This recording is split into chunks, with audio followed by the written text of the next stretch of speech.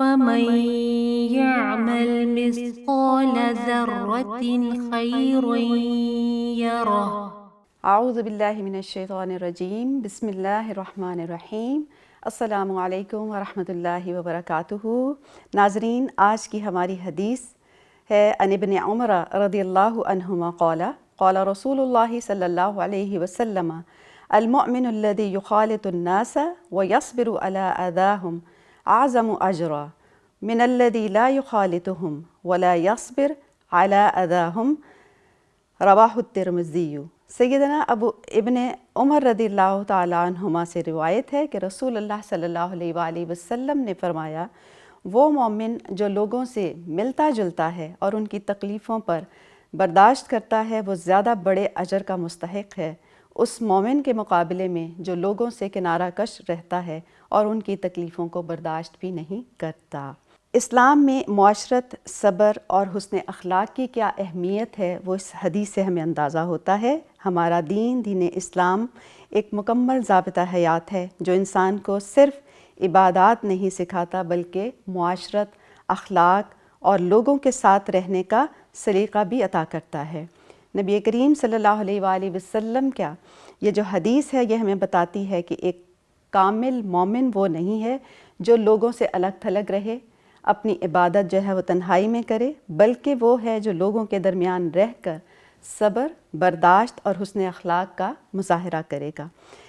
حدیث میں اب دو طرح کے لوگوں کا ذکر ہے۔ ایک وہ ہے کہ جو لوگوں سے ملتا جلتا ہے، میل ملاقات رکھتا ہے، ان کے ساتھ روابط رکھتا ہے، معاشرے کے اندر رہتا ہے، لوگوں کی باتیں سنتا ہے، برداشت کرتا ہے، ان کی طرف سے پہنچنے والی ایذا اور تکلیفیں یا جو بھی اس کو رویوں کا سامنا کرنا پڑتا ہے ان پر وہ صبر کرتا ہے۔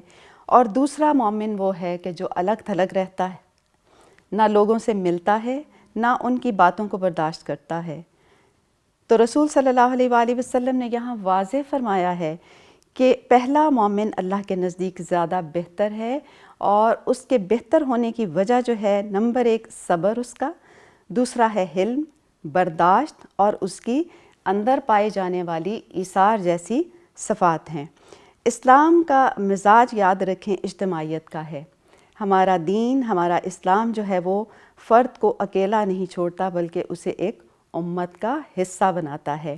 اور ہم اپنی جب دین کو دیکھتے ہیں تو آپ دیکھیں کہ ہمارے نماز پڑھنے کا طریقہ کیا ہے، وہ جماعت کے ساتھ پڑھی جائے۔ اسی طرح جمعہ اور عیدین کے جو اجتماعات ہوتے ہیں، پھر حج جیسا جو فرض ہے وہ بھی آپ دیکھیں کہ عظیم اجتماعیت کا مظاہرہ ہے۔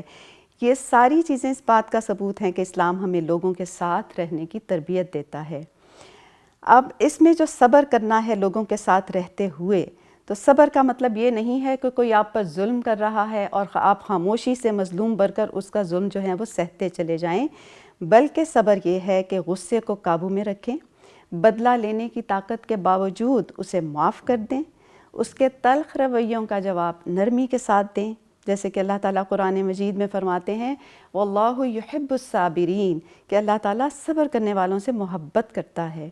اور نبی صلی اللہ علیہ وآلہ وسلم کی زندگی کو ہم جب سامنے رکھتے ہیں تو ہمیں بے شمار ایسے عملی نمونے جو ہے وہ ملتے ہیں صبر کے اور درگزر کے۔ نبی صلی اللہ علیہ وآلہ وسلم کا ہم طائف کا سفر دیکھتے ہیں تو اس میں آپ دیکھیں کہ آپ صلی اللہ علیہ وآلہ وسلم کو پتھر مارے گئے اور آپ صلی اللہ علیہ وآلہ وسلم میں بدلے میں بد دعا کرنے کی بجائے ان کے لیے دعا کی تھی۔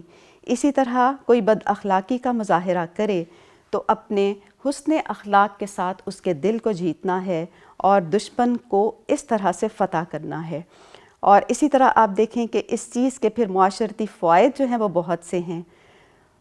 ایک تو یہ ہے، سب سے بڑا جو فائدہ ہوتا ہے کہ معاشرہ جو ہے وہ امن کا گہوارہ بن جاتا ہے، نفرتیں ختم ہو جاتی ہیں، اور اسی طرح دین کی ایک عملی تصویر جو ہے وہ ہمارے سامنے آتی ہے۔ آج ہم اپنے معاشرے کے حالات کو دیکھیں تو آپ دیکھیں کہ جو بدامنی ہے، جو خوف ہے اور جس طرح کے حالات سے ہم دوچار ہیں، اس میں آپ دیکھیں کہ صبر اور عفو درگزر اور ان ساری جو چیزیں اخلاق کی، اس کی کس قدر ضرورت ہے۔ اور اگر ہم اپنے گھریلو زندگیوں میں دیکھیں، اپنی فیملی لائف میں دیکھیں، تو آپ دیکھیں کہ شوہر اور بیوی کا آپس کا تعلق، والدین کے ساتھ ان کا رویہ، بہن بھائیوں کے ساتھ ان کا صبر کے ساتھ جو ہے وہ تعلقات کو نبھانا.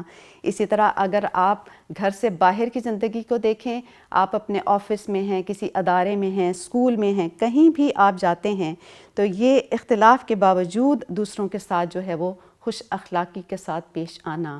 کوئی اگر آپ کو برا کہتا ہے، طنز کرتا ہے، آپ پر الزام تراشی کرتا ہے یا کوئی طریقہ اختیار کرتا ہے تو ہمیں پھر اس کے مقابلے میں صبر کا مظاہرہ کرنا ہے. اسی طرح محلے کے اندر اور پڑوسیوں کے ساتھ جو ہے وہ کس طرح کا سلوک رکھنا ہے کہ ہمارا معاشرہ امن کا گہوارہ بن جائے. ہمارا دین اسلام، یاد رکھیں، لوگوں سے کٹ جانے کو نہیں کہتا اور نہ ہی اس میں کوئی نیکی کی بات ہے. اعلیٰ درجے کا ایمان کیا ہے کہ معاشرے میں رہ کر اس میں پیش آنے والی آزمائشوں پر انسان جو ہے وہ صبر کرے اور صرف اپنی عبادات پر نہیں بلکہ اپنے اخلاق پر زیادہ توجہ دے. مومن لوگوں سے مل جل کر رہتا ہے اور یہی سنت نبوی بھی ہے.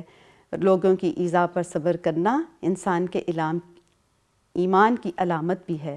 اللہ تعالیٰ سے دعا ہے کہ اللہ تعالیٰ ہمیں جو ہے وہ حسن اخلاق کا پیکر بنا دے، نبی صلی اللہ علیہ وآلہ وسلم کے اسوہ کو ہم فالو کریں اور زندگی میں یہ جو مشکلات آتی ہیں ان آزمائشوں کو ہم درگزر کریں اور برداشت کا مظاہرہ کریں تاکہ ایک اچھا معاشرہ وجود میں آ سکے. وآخر دعوانا الحمدللہ رب العالمین. سبحانک اللہم وبحمدک، نشہد ان لا الہ الا انت، نستغفرک ونتوب الیک.